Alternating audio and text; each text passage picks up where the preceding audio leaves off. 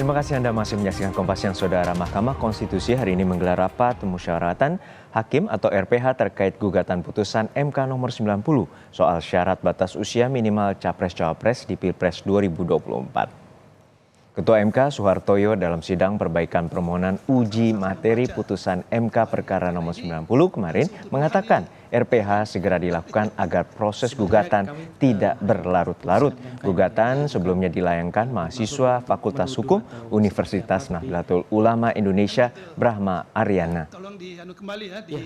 Informasi terkini kita tanyakan langsung pada jurnalis Kompas TV Nanda Aprilia di gedung MK Jakarta. Nanda, hingga saat ini bagaimana jalannya rapat permusyawaratan hakim hari ini dan apakah nanti juga terkait dengan putusan kapan nanti akan dibacakan oleh para majelis hakim atau hakim konstitusi?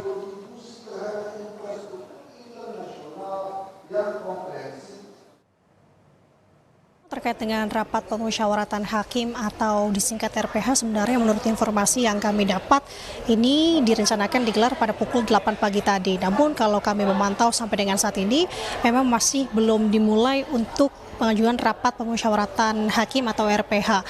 Dan kalau kita bisa merujuk dalam UU MK terkait dengan rapat pemusyawaratan hakim atau RPH ini disebut sebagai salah satu jenis sidang dalam persidangan di MK yang merujuk dalam pasal 40 ayat 1, di mana nanti tentu dalam rapat pemusyawaratan hakim terkait dengan perkara 141/PUU /XXI/2023 terkait dengan permohonan yang diajukan oleh Brahma Aryana, mahasiswa hukum dari Universitas Nahdlatul Ulama Indonesia terkait dengan batas usia capres maupun cawapres, ini akan dibahas. Nanti apa saja yang akan dibahas? Salah satunya adalah terkait dengan surat-surat perkara, fakta yang terungkap di persidangan, kemudian alat bukti dan keyakinan hakim mengambil keputusan dan juga finalisasi putusan. RPH hari ini dilakukan secara garis besarnya dilakukan secara tertutup dan dihadiri paling sedikit 7 orang hakim dari Mahkamah Konstitusi, yakni terdiri dari Ketua MK, Wakil Ketua MK, dan juga hakim yang ditunjuk. Nanti kalau kita melihat sebenarnya dalam rapat RPH ini apakah ex-Ketua Mahkamah Konstitusi Anwar Usman ini akan turut terlibat atau tidak juga ini menjadi sorotan dan juga kita akan lihat nanti, Juno, karena kalau mengingat dari putusan Majelis Kehormatan MK kemarin, di mana salah satunya adalah yang bersangkutan ini dilarang untuk mengikuti segala di sidang terkait dengan sengketa pemilu 2024. Nah, kalau kita mengingat kembali perkara yang akan dibahas ini perkara yang diajukan oleh tadi saya sudah sebutkan, yakni pemohon Brahma Aryana. Kemarin juga sudah dilakukan sidang perbaikan yang kedua, yakni ada beberapa dalil yang juga disebutkan dalam perbaikan kedua yang digelar kemarin. Juno. Ya Nanda, untuk saat ini apa dampak dari hasil putusan hakim terkait dengan gugatan perkara nomor 90?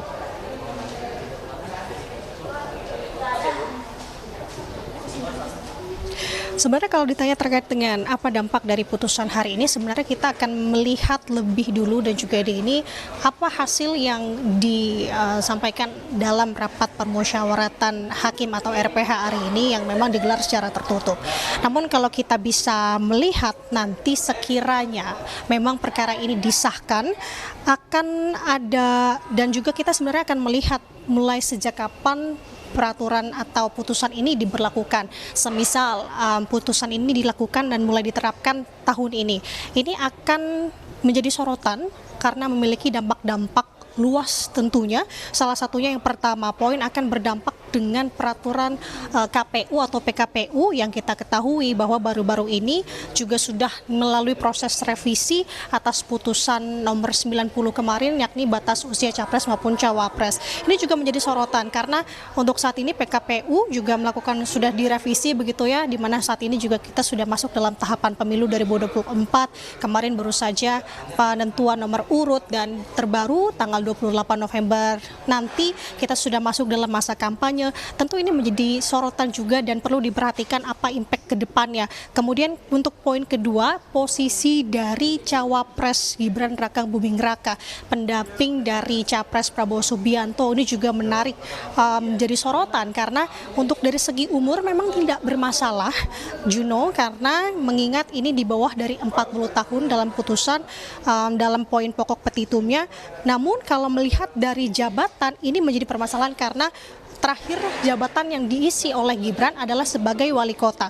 Kemarin kalau kita bisa mengingat sedikit terkait dengan dalil petitum pokok perkara yang disampaikan oleh Brahmana, ini dalam permohonannya Brahmana kembali menguji lagi konstitusionalitas pasal 169 huruf Q Undang-Undang Nomor 7 Tahun 2017 tentang pemilu, yang dimana sebagaimana dimaknai oleh MK dari putusan MK nomor 90, yang dimana untuk capres maupun cawapres di bawah usia 40 tahun atau pernah atau sedang menduduki jabatan yang dipilih melalui pemilihan umum termasuk pemilihan kepala daerah. Nah, dalil yang terbaru dalam pemohonannya frasa ini diganti.